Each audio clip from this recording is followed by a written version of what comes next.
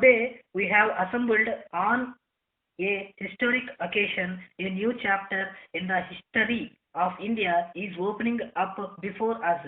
We have reason to congratulate ourselves that we are all participating in such an auspicious event. We have also occasion to be proud of it. But along with this pride and this celebration, let us not be unmindful of our duties and obligations. We must cleanse our hearts and purify our minds and resolve to do pure deeds by ourselves.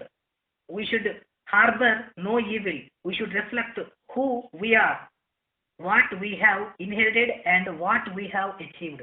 If we look at the history of India, you will find that for centuries India was in slavery. We cannot imagine that sacrifice, bitterness, and the sorrow that we all had to face to rid India of that century old malady that had eaten into the very vitals of its nationhood.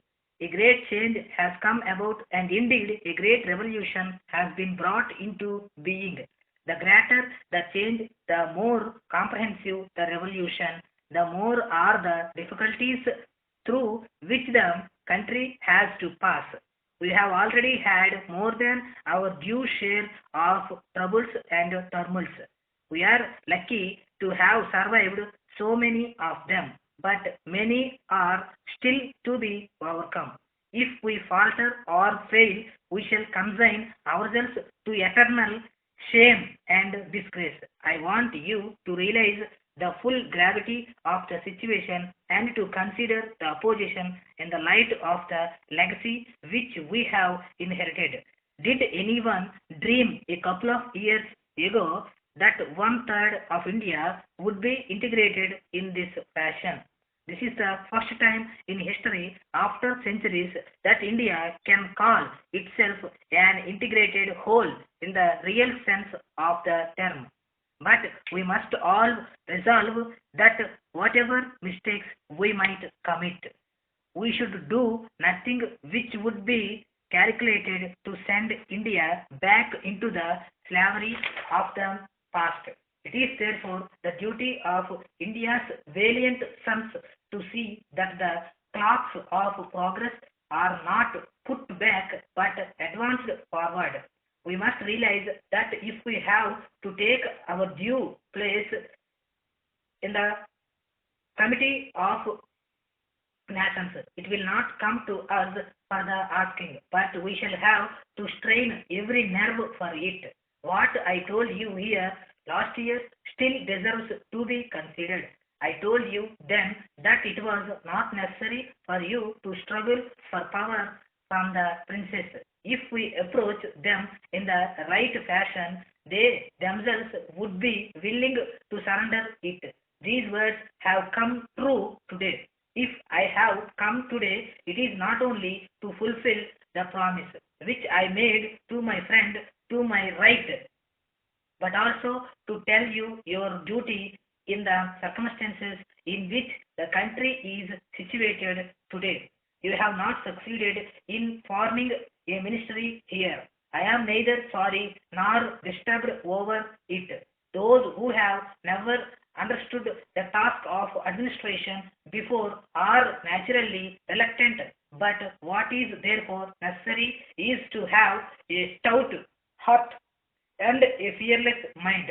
If you read the history of democratic countries, you will find that where there is stability, the task of administration goes on steadily. But where a country is unsteady in foundation, it becomes a prey to all sorts of influences, feelings, sentiments, and ideas. Our primary aim should therefore be to achieve that stability which is the foundation of progress. That stability can come only when we are united. It is true that for the foundation of democratic government, we must have a government and an opposition, but today, while we have yet to stand on our legs, we have got to strengthen ourselves. You know that it is only recently that India attained freedom. No country has suffered so much within such a short time. Your state occupies an important position in the new circumstances of the country. Your responsibilities are greater than that of any other part of India. It is my earnest desire that India should be well protected and that it should be for every Indian to see that there are no loopholes in the whole system of security, both external and internal.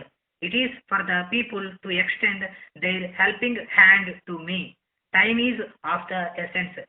We have to move quickly, and unless we do so, we have a big stake to lose. The world today is different from that of yesterday. Things could move slowly and steadily in the old world where there was more leisure and less speed. Today, one day is equal to a century. There must be quick progress if the country is to avoid disasters and threats to its existence and unity. I feel that in that task we are entitled to receive the cooperation of every true son of India, and if each one of us plays the part which we must, I have no doubt that we shall succeed. I am particularly happy to associate myself with this function as this is the last celebration of its kind. It marks the copying stone of the arc which the government of India has built to contribute towards the stability of the country's structure. It now remains with the people to utilize the opportunity that lies before them. The future is with the people. They can make it or mar it.